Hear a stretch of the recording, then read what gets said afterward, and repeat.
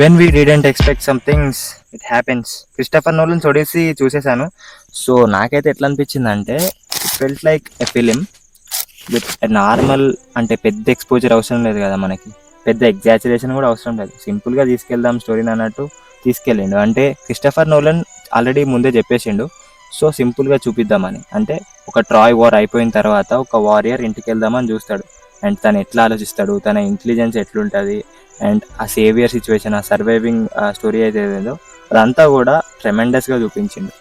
Mainly ఈ మూవీలో plot ఏంటంటే అంటే టూ హ్యూమన్ ఎమోషన్స్ని ఎక్కువ ఎక్స్ప్లోర్ చేస్తాడు. అండ్ మదర్ అండ్ సన్ ఆ డ్రామా కానీ, అండ్ ఇతన్ని హైప్ లేపుకుంటూ పోతారు కదా, లైక్ ఈ ఒడిస్సీని కానీ నార్మల్గానే ఉంది. అంటే నాకెందుకో ఈ మూవీలో ఒక గ్రీక్ వైబ్ అనిపించలేదు, ఒక ఫ్రిక్షనల్ సినిమా చూసినట్టు అనిపించింది.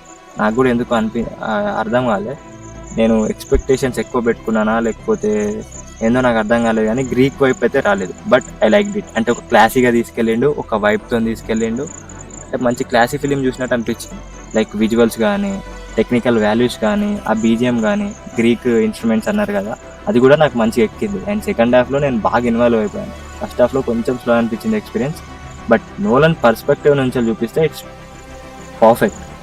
అండ్ యాజ్ అన్ ఆడియన్గా నేను చెప్పాలంటే experience was good and second half was excellent అని చెప్పాలి. అండ్ క్లైమాక్స్, ఆ ప్రీ క్లైమాక్స్లో కానీ ఒక ఎక్స్ప్లోజన్ సీన్ ఉంటుంది, అంటే ఎమోషన్స్ అన్నీ తీసుకొచ్చి ఒక దగ్గర ఇంటర్లింక్ చేస్తాడు, లాస్టెడ్ అది.